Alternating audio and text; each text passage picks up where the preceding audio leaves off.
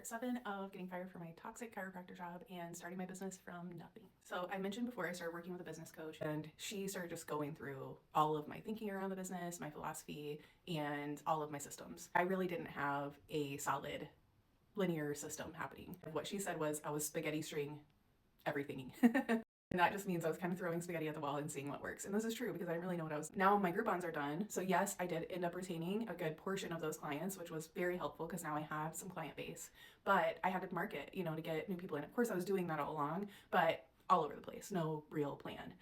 She really helped me start to get clear that consistency is the key, and I was putting my energy just in a lot of different places and kind of doing a little bit of this, and that didn't work for right away, so I moved on. In marketing, it turns out you have to let things work for a while. You can't just do one ad for a week and oh, it didn't work, I'm done, and move on to something else. You actually have to consistently show up over and over again with a consistent message and branding. But of course, you don't really learn that stuff in massage school, and so I had no idea that that's how. And I started to get a really clear plan on who I should be focusing on as far as ideal client, what I should be doing, where my weaknesses were, and where I need to get skills, and just getting a more consistent plan for marketing and systems in place so that I could start to grow from a solid foundation versus this chaos I had been living in for quite some time.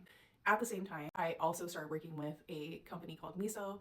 It's a nonprofit here in Oregon. I think I'd actually maybe started a little bit before that, can't remember, but they help people who don't have access to traditional resources like women and minorities, and they have like a free business program if you work with them, and they have an IDA, which is an individual development account. It's actually a government program, but they're like a facilitator of it, and they help you start saving, and they actually match, I think it's 3 times what you save. So the goal was to save $2,000 and then you get matched $6,000. So I would have $8,000 to use towards my business when I started taking business classes with them, and which really helped me start to feel like a true business owner. So the thing is that, and I see this from working with a lot of wellness providers, is that we don't often think like the CEOs of our business. We're heart-centered providers. We want to just give care to clients, and we don't always think about the big business picture. A lot of us, we end up struggling and burnt out in our businesses because we never quite figure out how to get the business to work the way that we need it to and for it to be sustainable.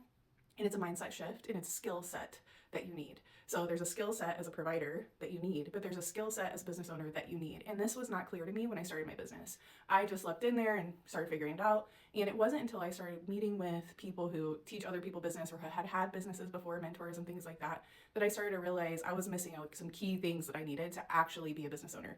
I don't even know if I was actually thinking of myself as a business owner truly, or seeing my business as a business when I first started it. I really had to go through like a transformation after this 2 years was up, and it took a lot of external learning and people kind of giving me clarity to get there. I would say about 3 years in, I started feeling really much more comfortable. I started feeling like, yes, I have a steady clientele. The people working with me have a steady clientele. We're getting somewhere. And an opportunity arose for me to expand a larger space down the way from where I was. So it seemed like a great opportunity, and I really got excited about it. It was double the price. I just got so excited about it. I had to have it. My IDA wasn't quite there yet, as it was like a 2-year program, so I was still like a year away from being able to get that. And I didn't quite have the money to be ready to expand into the space, so I went to MESO, who also facilitates SBA loans, and I approached them about giving me a loan.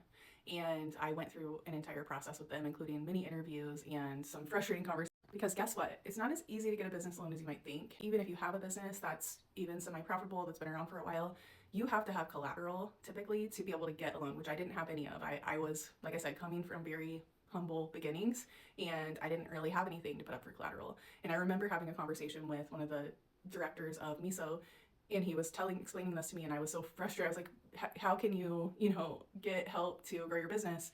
You have to have money to like get money. That doesn't make sense to me, naive person in the financial world at that time. I ended up being very persistent, as I tend to be, and when I want something, I just tend to lock in on it and really kind of just don't take no for an answer, and that does work for me, I'm not gonna lie, but maybe it's like a blessing and a curse. I'll tell you more about that in a second. I ended up getting the loan. I ended up expanding into the space. I will tell another, I had a lot of people who gave me little gems of insights that I didn't always listen to, but I should have. At the time, a client who was a business owner who, we had like a camaraderie, and he talked to me a lot about business and before and after. I told him I was expanding and moving into the other space. He really wasn't about it. He was like, I don't think you want to do this, you should stay where you're at, da da da da. And I didn't listen to him. We were fine, but I didn't listen to him, and I should have. Expanding into the space was a whole thing, and I want to tell you more about that story because I hear a lot about people wanting to expand and considering hiring people, employees, independent contractors. I did all of that, and I would love to share that with you because I think it's an important learning opportunity for all of us around when that's the right decision and when it might be good to chill. So I'm gonna tell you about that in the next part, but that's the story so far.